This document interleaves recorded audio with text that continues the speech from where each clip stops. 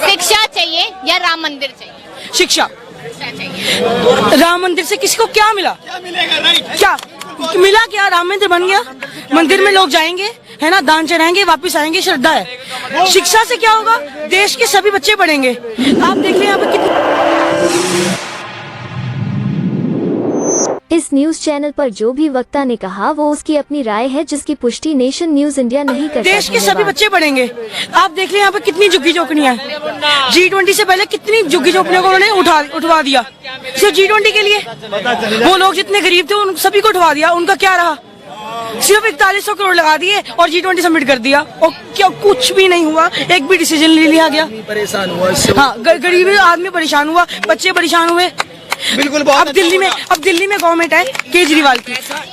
जहाँ तक मैंने सुना है यहाँ के स्कूल सिस्टम बहुत अच्छा है। आप किसी भी स्टेट में, हम पंजाब से हैं, किसी भी स्टेट में चले जाओ, गवर्नमेंट स्कूल की, मैंने 1 साल लगाया गवर्नमेंट स्कूल में। पहले मैंने देखा गवर्नमेंट स्कूल की क्या हालत होती है। बच्चे बंक मारते हैं, उनको टीचर्स उनको अच्छे से पढ़ाते नहीं है ना। उनके खुद के इतने काम होते हैं, गवर्नमेंट को काम में लगाई रखती है। कभी कहते हैं इलेक्शन करवाने, इलेक्शन का काम करो, कभी कोई काम आ जाता है इलेक्शन को। टीचर फोन लेके क्लास में घूमते हैं, है ना, क्योंकि फोन पे सारा काम करना होता है। गवर्नमेंट को काम में लाई रहती है, बच्चों को पढ़ाते नहीं है ना। बच्चे क्या करते हैं, है ना, वो यही सीखते हैं हमें वोट डालनी है, हमने उनको वोट डालनी है, बस उनको यही सिखाया। बच्चा कह रहा है कि राम मंदिर नहीं चाहिए, शिक्षा चाहिए। क्यों बच्चा कह रहा है? आपने बहुत जोर दे के बोला, अभी मैच्योर होने दो, पता लगेगा राम मंदिर क्या होता है और शिक्षा क्या होता है। राम मंदिर फायदा नहीं नजर आ रहा उसको। अच्छा मैडम, राम मंदिर के चक्कर में कांग्रेस ने कितना कुछ किया है, कितने दंगे हुए। शिक्षा चाहिए, राम मंदिर छोड़ो, शिक्षा चाहिए, शिक्षा चाहिए। आप इसमें मदद देख लो, राम मंदिर से ज्यादा कुछ हो जाएगा, है ना। कितने मंदिर हैं, करोड़ों मंदिर हैं यहाँ पे, है ना। तो राम मंदिर से नहीं कोई मुद्दा नहीं है। यहाँ पे राम की मूर्ति है, वहाँ मथा टेक लो आप। यहाँ पे राम की मूर्ति है, वहाँ मथा टेको आप, उसमें क्या फर्क पड़ेगा आपको? हाँ जी, मंदिर नहीं था, क्यों दंगा हो गया? मैं राम भक्त हूँ। आपका जन्म स्थान है, आपका जन्म स्थान है कि नहीं? उसकी कीमत है कि नहीं? आपको ऐसा लगता है कि पढ़ाई कर रहे हैं?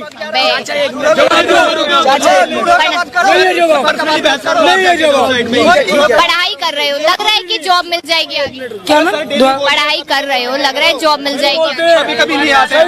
जिस हिसाब से पॉपुलेशन है और जिस हिसाब से सरकार का चल रहा है, नहीं लगता, बिल्कुल नहीं लगता।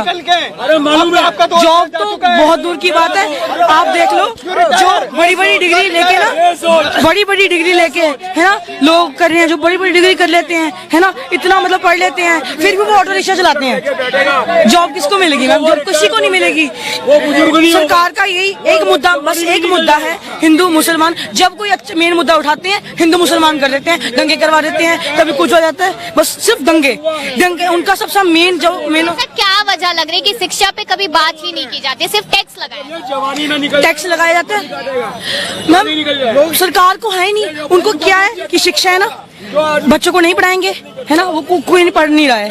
अगर कोई नहीं पढ़ेगा तो वो अनपढ़ बनेगा, है ना, अनपढ़ बनेगा तो उनको, आपको पता ही है, नेताओं के बच्चे तो विदेशों में पढ़ रहे हैं। हाँ जी, वो पढ़ रहे हैं, उनको पता है कि हमारे बच्चे बनेंगे, हमने देश को क्या करना है, उनको नहीं पढ़ाना, है ना, उनको गरीब बनाना है। उसके बाद क्या होता है? वोटिंग से पहले आपको पता क्या होता है? वोटिंग से पहले क्या होता है? लोगों को पैसे देते हैं, उन्हीं को पैसे देते हैं, कभी दारू दे देते हैं, कभी कुछ खिला देते हैं। आपको पता है वो सभी कुछ जनता क्यों नहीं समझती है कि हमें पैसे देकर खरीदा जा रहा है? क्यों नहीं समझती जनता? क्यों? वो पढ़े नहीं है।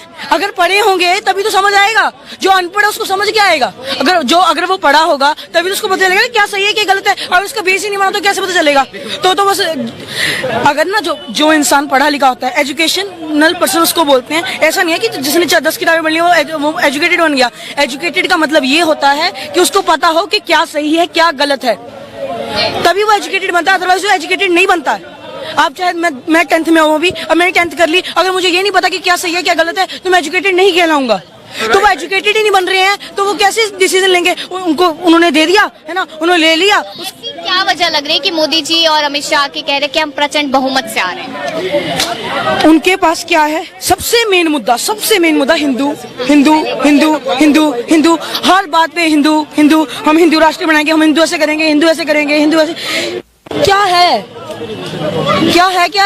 आप हर बात हिंदू को ले आते हो। शिक्षा वो हर इंसान का है ना। वो हमारे कॉन्स्टिट्यूशन में लिखा हुआ है it is a secular country. Secular का मतलब क्या है? सभी धर्म एक बराबर हैं।